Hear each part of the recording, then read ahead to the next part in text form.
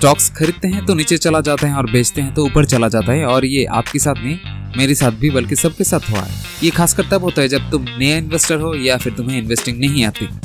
देखो, मैं ये नहीं कह रहा हूँ कि तुम्हें अच्छे स्टॉक्स खरीदना नहीं आता, सिर्फ तुम्हें चाहिए ऑर्गेनाइज्ड वे ऑफ इन्वेस्टिंग, और जो मैं आज ये वीडियो में तुम्हें बताऊंगा।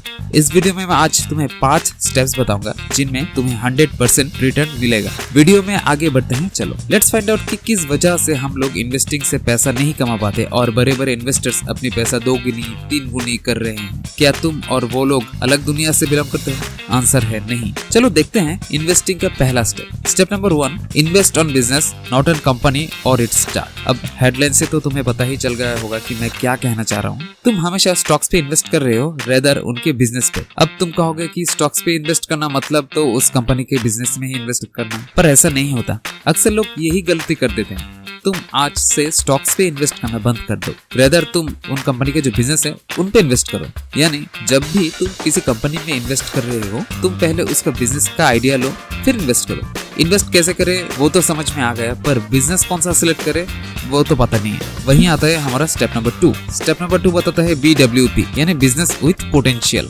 मतलब तुम वही बिजनेस में पैसा लगाओगे जिस बिजनेस में फ्यूचर में ग्रोथ आने वाली है। इसका मतलब तुम न्यूज़पेपर से ले सकते हो। इंडिया की बिजनेस मोमेंट समझना पड़ेगा तुम्हें, और ये धीरे धीरे प्रैक्टिस करते करते हो जाएगा। थोड़े दिनों की प्रैक्टिस में तुम कौन सा बिजनेस पे इन्वेस्ट करना चाहिए वो तुम्हें समझ में आ जाएगा। एग्जाम्पल अगर देखते हैं तो नितिन गडकरी साहब ने कहा था कि उनकी रोड और ईवी को लेकर बहुत प्लान्स एग्जीक्यूट करना बाकी है। इस न्यूज से हमें पता चलता है कि रोड कंस्ट्रक्शन और ईवी सेक्टर में इन्वेस्ट किया जाए तो अच्छा रिटर्न की उम्मीद किया जा सकती है। बिजनेस भी सिलेक्ट हो गया, पर स्टॉक्स कौन सा चुने? अब देखो, इसके लिए तुम्हें स्टेप 3 फॉलो करना पड़ेगा। स्टेप 3 SWPS, मतलब stocks with profit and sales. Simple है, मान के चलते हैं तुमने इस महीने ईवी सेक्टर में इन्वेस्ट करने का मन बना लिया, तो ईवी सेक्टर में तो बहुत सारे स्टॉक्स आते हैं। उनमें जो स्टॉक्स का सेल और प्रॉफिट दोनों ग्रोथ में रहेंगे, उन स्टॉक पे ही इन्वेस्ट किया जा सकता है। ये बहुत आसान है, तुम Screener.com पे जाकर खुद ब खुद अपने हाथों से कर सकते हो। बिजनेस सिलेक्शन हो गया, स्टॉक्स में इन्वेस्ट भी कर दिया, अब आगे क्या? आगे हमें स्टेप 4 बताता है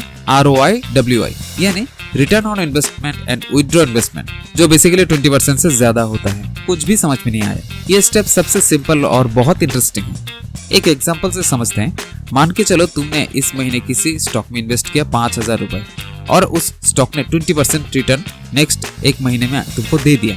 तो तुमको क्या करना है कि 20% जो प्रॉफिट, मतलब 1000 रुपए, वो 1000 रुपए छोड़ के बाकी जो अपना इन्वेस्टमेंट है 5000 रुपए वो निकाल लेना है, और 1000 जो प्रॉफिट हुआ है वो स्टॉक में पड़े रहना चाहिए। इससे तुम्हारी इन्वेस्टमेंट घूमता भी रहेगा।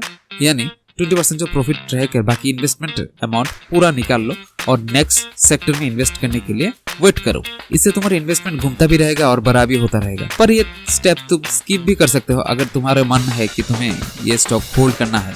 स्टेप नंबर 5, जो हमारा आखिरी लास्ट और वेरी इंपॉर्टेंट स्टेप है। इन्वेस्टमेंट करने के बाद रेड हो जाना आम बात है, क्योंकि स्टॉक्स का प्राइस ऊपर नीचे जाता ही रहता है। सब्र करो और सही टाइम का इंतजार करो, क्योंकि ग्रेट थिंग्स नेवर कम सून। तब तक नहीं सेल करना जब तक तुम्हारा टारगेट अचीव ना हो जाए। और साथ ही साथ तुम ये भी नजर में रखना कि तुमने जो स्टॉक में इन्वेस्ट किया है उस कंपनी का सेल और प्रॉफिट में कोई गिरावट ना आए और कोई बैड न्यूज ना आए। इन 5 स्टेप्स को फॉलो करो और उम्मीद है तुम एक बड़े इन्वेस्टर कुछ ही दिनों में कन्वर्ट हो जाओगे। चैनल में और भी बहुत कुछ है सीखने को।